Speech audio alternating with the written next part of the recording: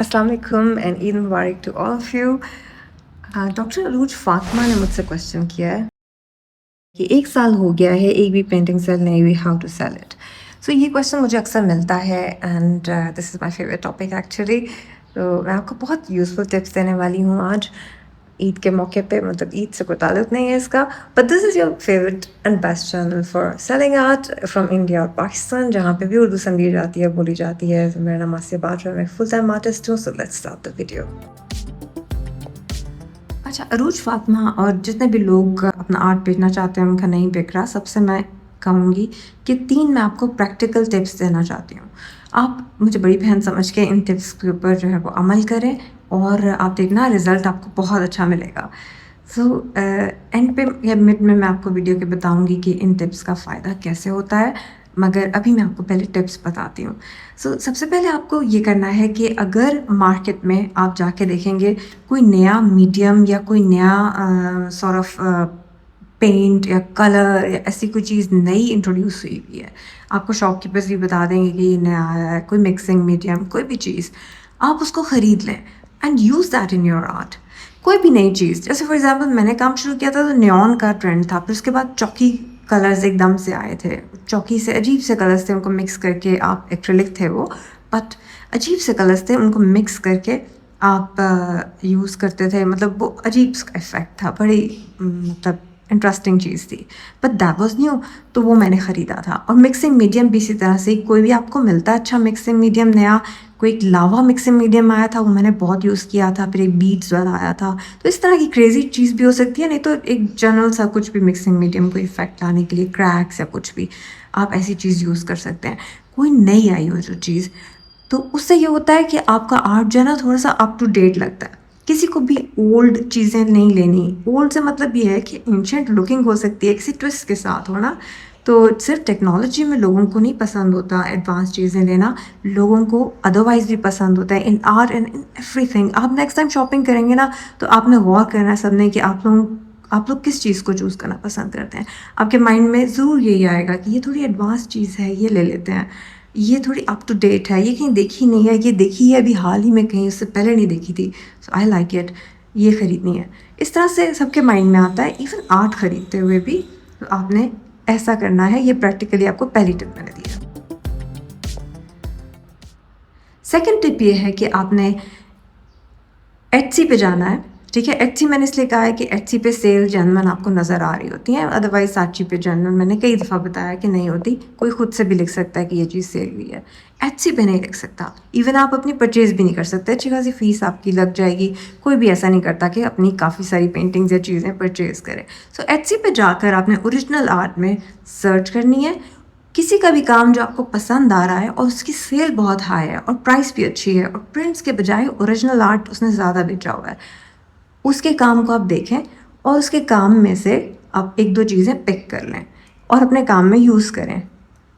कोई भी ऐसी चीज़ें जो आपको लगे कि ये नई है, ये अनोखी है, ये अजीब चीज़ है, आपके काम के साथ अगर वो सूट करती है तो आप उसको पिक करके अपने काम में यूज़ करें।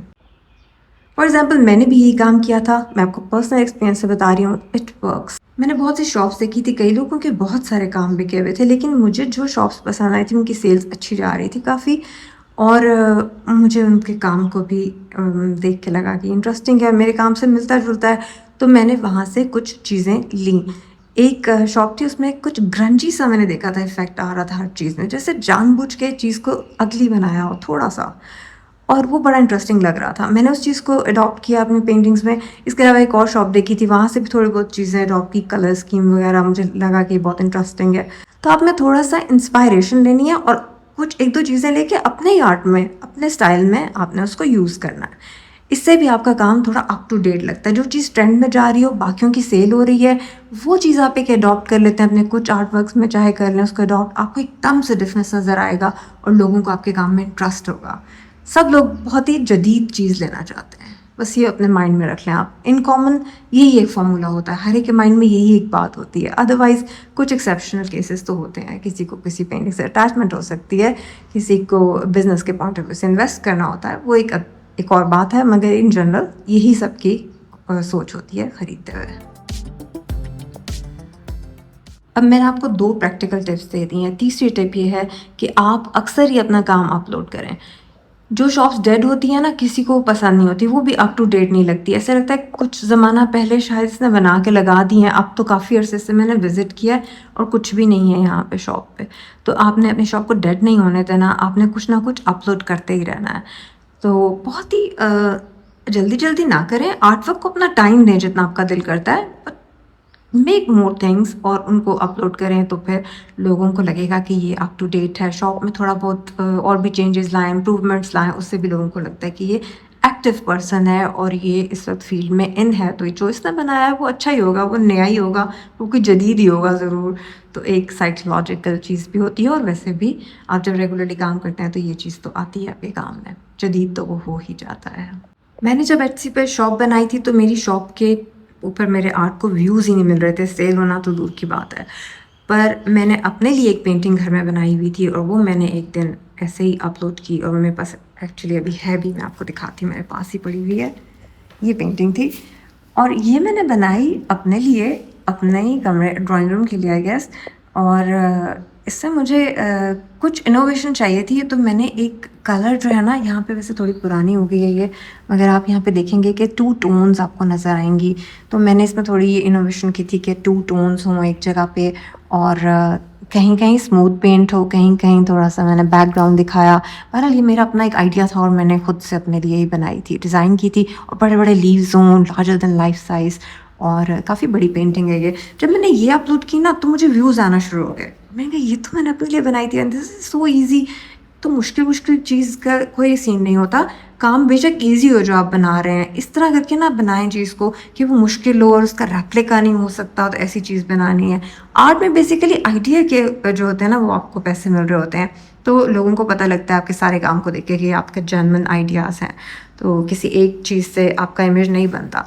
अभी रिसेंटली मेरी एक पेंटिंग सेल हुई है एट्सी पे, शुक्र है बहुत अरसे बाद, एट्सी के आने के बाद काफ़ी अरसे बाद सेल हुई है। तो एट्सी की शॉप ही बंद हो गई थी इससे पहले, पर वो जो ख़रीदने वाली कंपनी है, कोई कंपनी है जिसने लिया है, उन्होंने उस तरह की बहुत सारी पेंटिंग्स को अपनी शॉर्ट लिस्ट में डाला था, फेवरेट में डाला था, उसके बाद उन्होंने एक चूज़ की। तो ये सब लोग करते हैं। तो आर्ट का आप ये एक्सपेक्ट ना करें कि 3-4 चीज़ें लगा दी हैं या 10-15 लगा दी हैं तो उसमें से लोग चूज़ कर सकेंगे। लोगों को वैरायटी चाहिए होती है और आपका अपनी तर्ज़ का कोई आर्ट हो जो आपने काफ़ी सारा बनाएंगे तो फिर अपनी तर्ज़ का बन ही जाता है। उस तरह का बनाएं और थोड़ा जदीद बनाएं। कोई आपको ट्रेडिशनल टाइप की चीज़ें पसंद है तो वो अपने लिए बना लें, या फिर इंटरनेट पे लगानी है तो ट्विस्ट दे के उसको लगाएं। जिसको एंटीक्स पसंद होंगे ना, उसको जेन्युइन एंटीक्स ही ख़रीदने होंगे। तो आप पुराने ज़माने के स्टाइल की चीज़ें ना बनाएं, थोड़ा नए दौर की बनाएं। मैंने आपकी शॉप नहीं देखी, वैसे आप लोग पर्सनली अपनी शॉप भी मुझे दिखा सकते हैं, मैं इंस्टाग्राम पे देख लेती हूँ लोगों की शॉप जाके और मैं गाइड भी कर देती हूँ, and free of cost of course. मेरा बिल्कुल दिल नहीं करता उन लोगों से चार्ज करने को जो अभी खुद सीख रहे हैं। तो साइकोलॉजी मैंने आपको एक्चुअली साथ साथ ही बता दी है, जो मैंने बायर्स की बतानी थी, रखी तो मैंने यही थी कि एंड पे बताऊंगी, पर मैंने आपको साथ साथ ही बता दी। सो आई होप आपको ये वीडियो बहुत हेल्पफुल लगेगी, एंड और कोई क्वेश्चन हो तो आप लोग ज़रूर लिखना, and I will guide you guys. खुदा हाफिज़।